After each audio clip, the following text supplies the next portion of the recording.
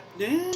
What's going on? A little sad music because today Brian hurt his Will thumb. not be playing a guitar or anything for that matter, thanks to the dog and the fridge and the counter and the cabinet and the floor. I don't mean to laugh, but what happened? Was it a freak of It was just a nature? Or? crash and burn. There were so many creatures and children in the kitchen at once, and I'm sitting there yelling at everybody and just I don't know. It just bruised it, I guess. But you can't.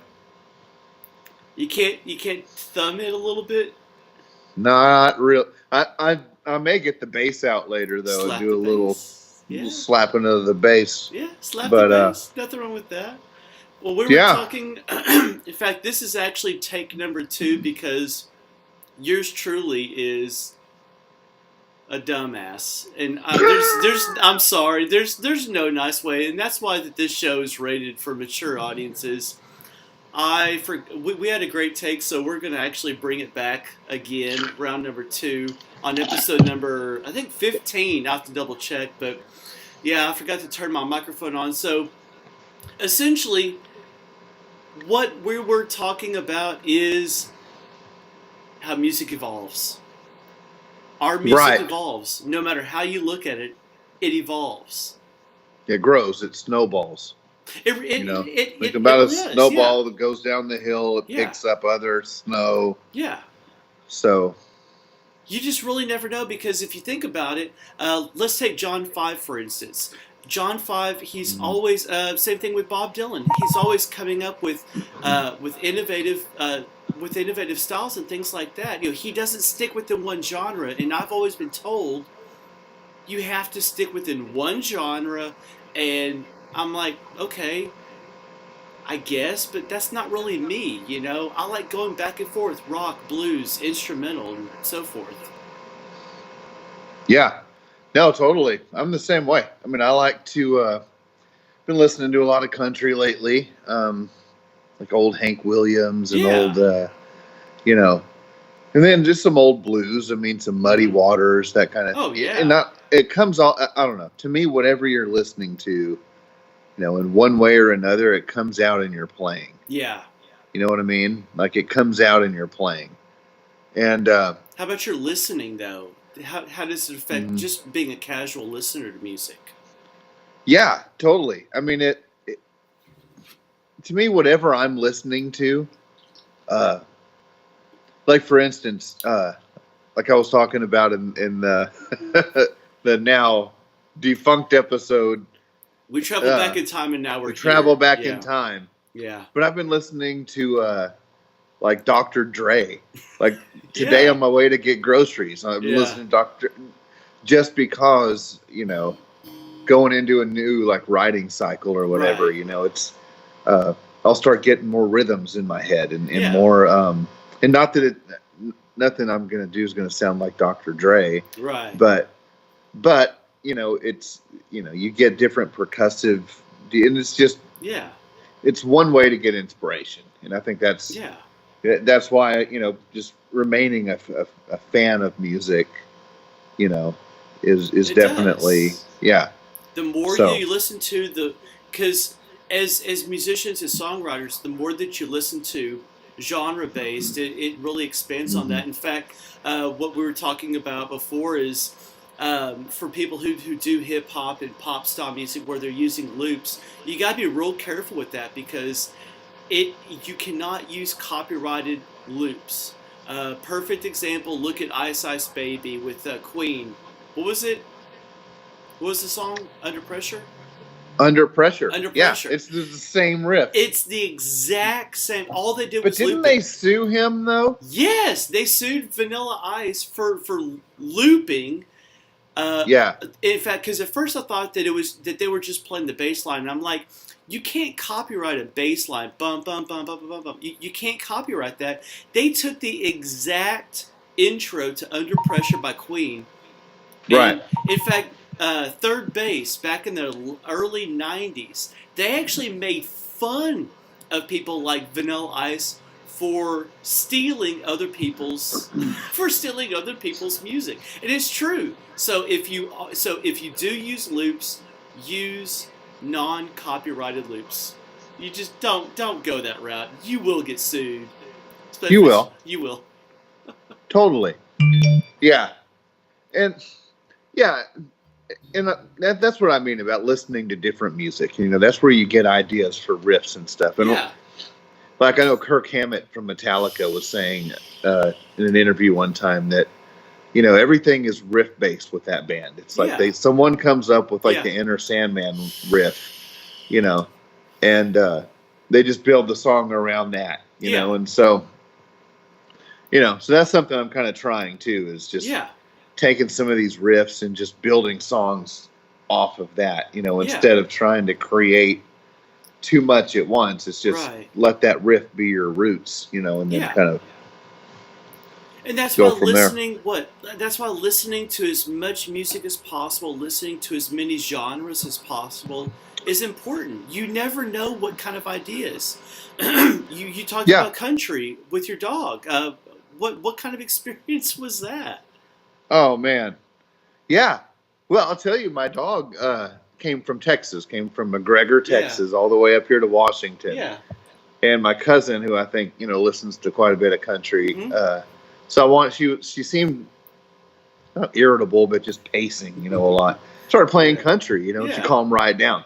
Yeah. You know, like she remembered, you know, maybe, but it seemed to work, you know, and you know, so even animals recognize music, you know.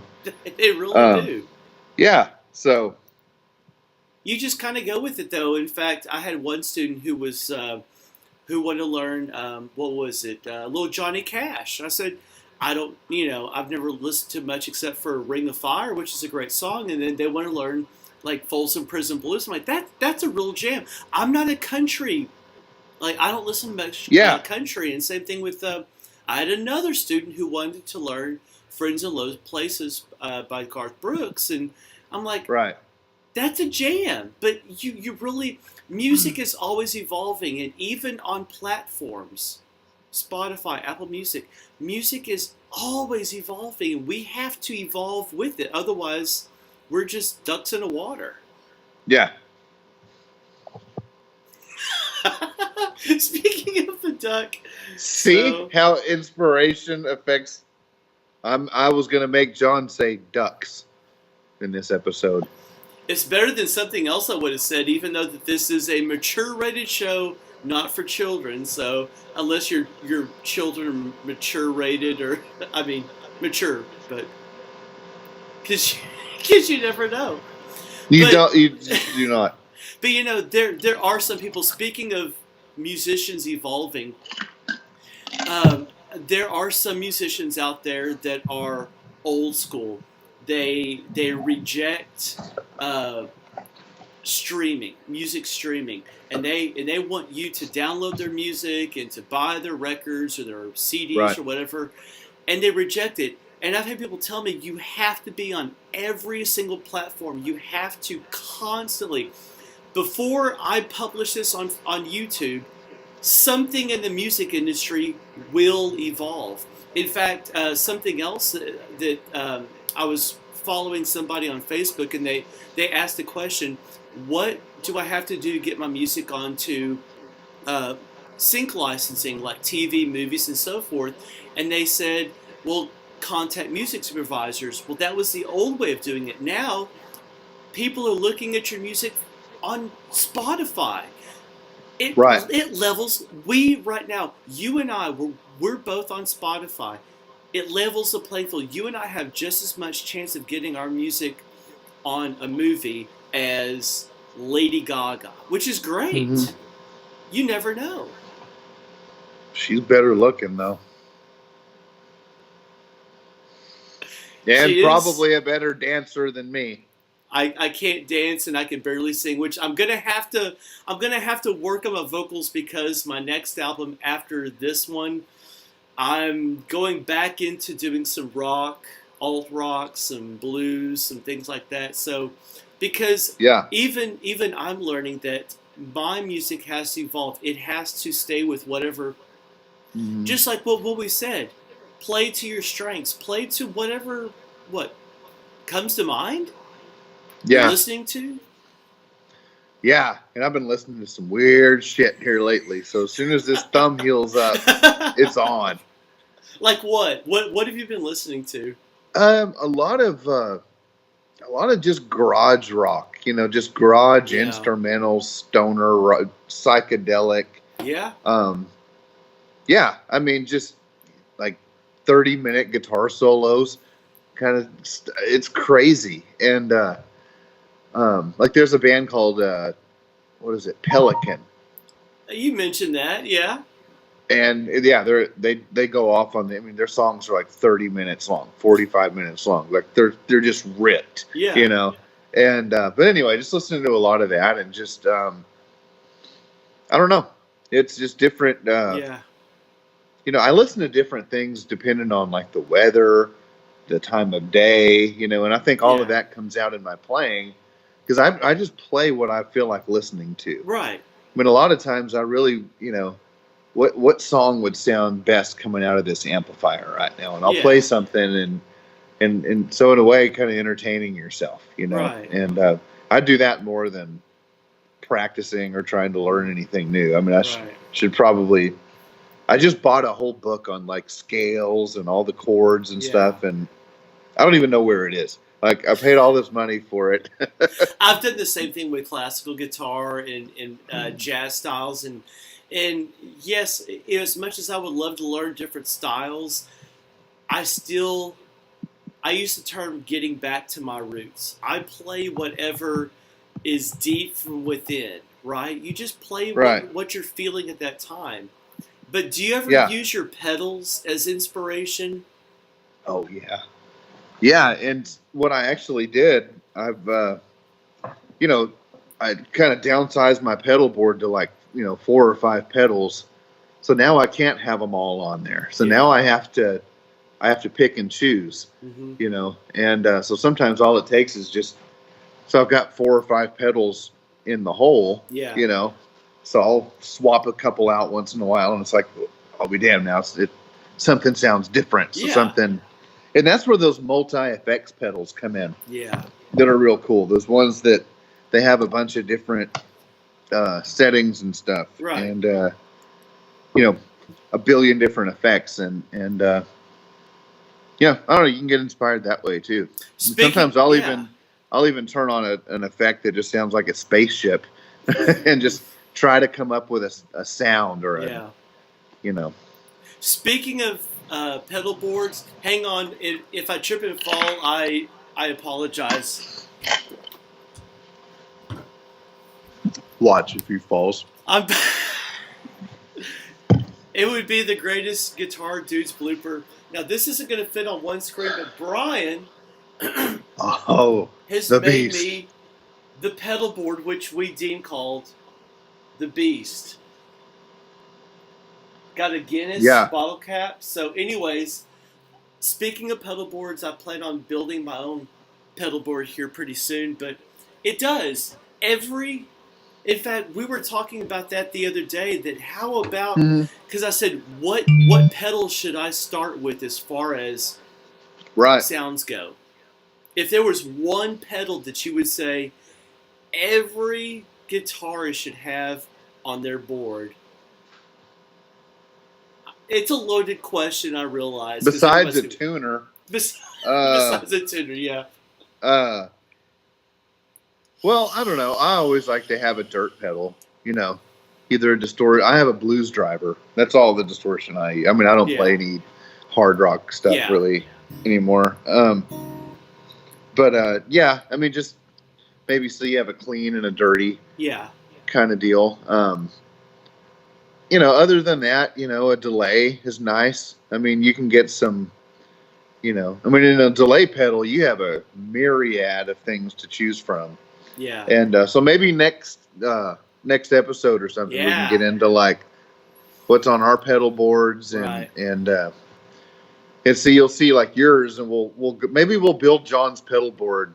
We have to build it first through Guitar Dudes. Yes. This will be like because what it is, if you look, it's just a shelf. Yes. So it's like you hold it in like the underneath cavity. Mm-hmm. That's where you hide all your wires and stuff. Yeah. And yeah, that ought to work pretty good. Yeah, and you never know because I think that you said that this one will hold 5 or 7 pedals. 5 pedals, but then I drilled holes in the side, so like a daisy chain or something. You can, if you want to pop in a looper or something like that. Yeah. Which that's something else that I've seen more and more people use are loopers. What's the deal with loopers as far as that goes? Look at Ed Sheeran is incredible. Really? His whole band is a looper. It's just him, and he goes up there and he's got like 5 looper pedals, and he's, going to town. So yeah. You really never know. But yeah, just being creative and just constantly let your music flow. And like you were saying, listen to as much music as possible in all different genres. And you kind of have to base it on what's inspiring you. Are you happy? Sad? Some people even do base what they listen to on emotions. I know I do. Oh, yeah. Yeah, I'll play different things, my music will have different tones to it depending on the time of year, whether it's, is it winter, is it summer? Yeah. You really speaking know.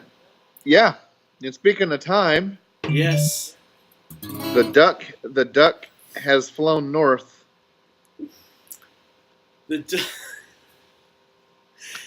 And when I edit this, I hope that we can see the duck's behind. Because if you can't see it on camera, Brian's duck. Might want to hold it up just in case. We're heading south for the winter.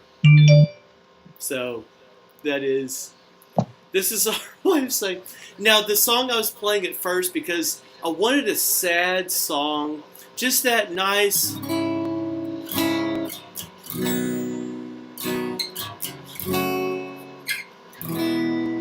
It's actually based off of it's a song off of the movie Spinal Tap, if you've never seen it.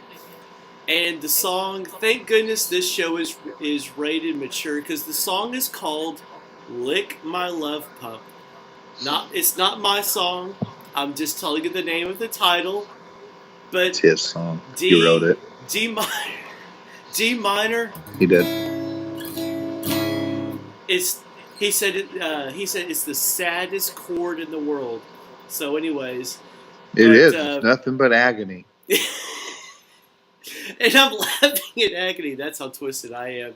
So don't forget to like, subscribe. What else? Comment. Share. Haters. We need more haters. People just don't hate us enough. What's up with that?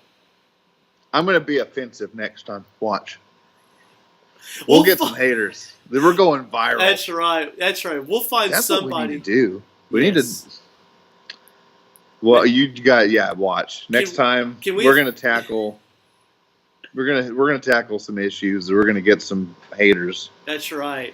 How dare you say that on YouTube? You blankety blank. So and haters, taters, and hoes. So you gotta have all the above, right? I'm gonna have taters tonight. Well, enjoy. So we'll see you next time. Good night. Good night.